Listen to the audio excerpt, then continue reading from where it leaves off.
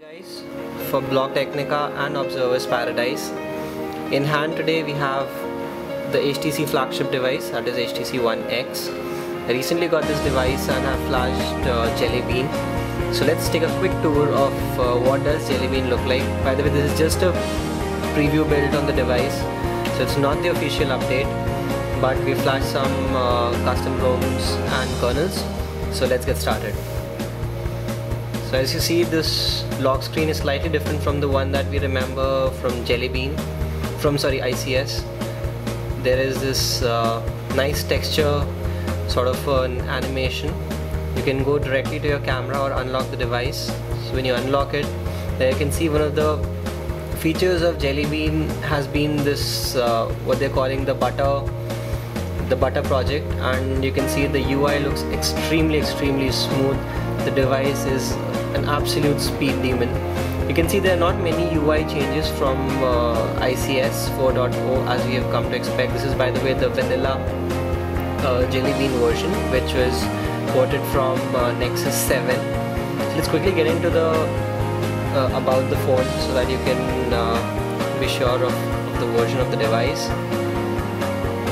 As you can see, the Android version is 4.1.1, which is obviously Jelly Bean, and the rest of the device remains pretty much same. It's still an extremely fast device, though yes, there is one potential drawback of this update, the fact that there is slightly less battery backup. This device is not very well known for its battery performances, and another little drop means you can get about 4 to 6 hours before you have to put it back on charge after continuous usage.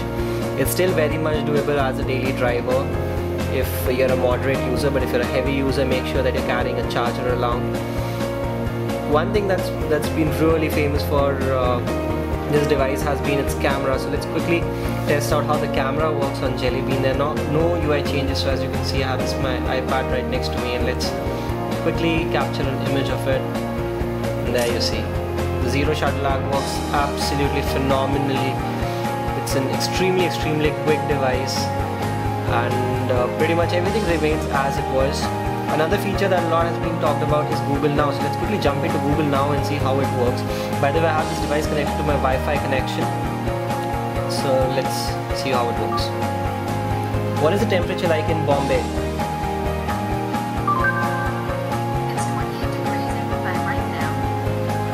So as you can see, it really reads the Indian accent brilliantly well, and it's exceptionally quick. In fact, as compared to something like Siri and S-Voice, I found Google Now to be much quicker and responsive. These are what you know as cards. So you can just exit out of them and you have the device back. Rest, everything pretty much remains as it was. It's a very stock build of the device. There's no much change in fact of the keyboard either. So let's look at that, and there you can see the keyboard remains pretty much the same. The device looks exactly the same as it was if it was running ICS vanilla build of Android.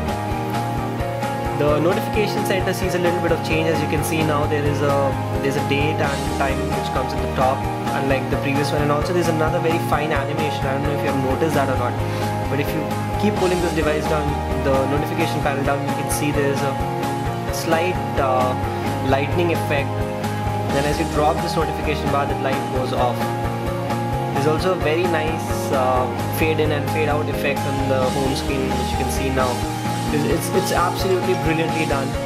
So just comparing this device in terms of size to something like, say, an iPhone.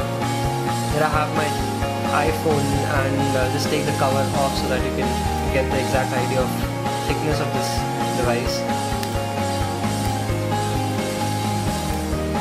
And you can see it's an exceptionally thin device as compared to even the iPhone, which we think is absolutely revolutionary.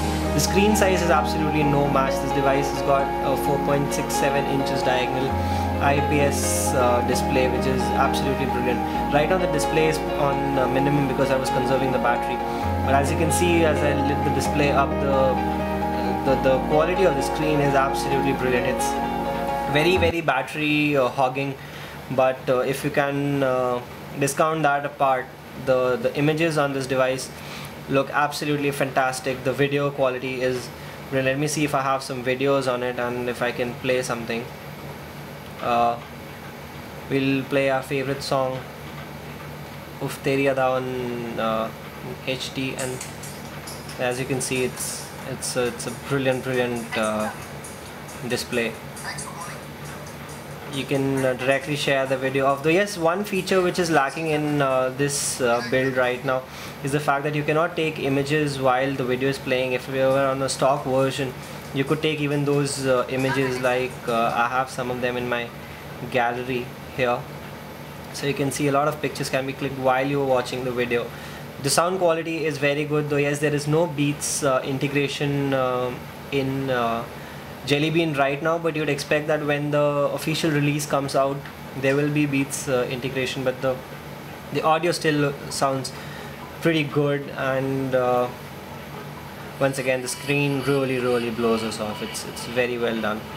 The NFC and other sharing systems work brilliantly. I recently used it for NFC and even for Bluetooth, so that works very well. Movie Studio works flawlessly, as you can create your own projects from images, which is again good. Google Plus is all pretty standard stuff, and so that has been a very quick tour of Jelly Bean.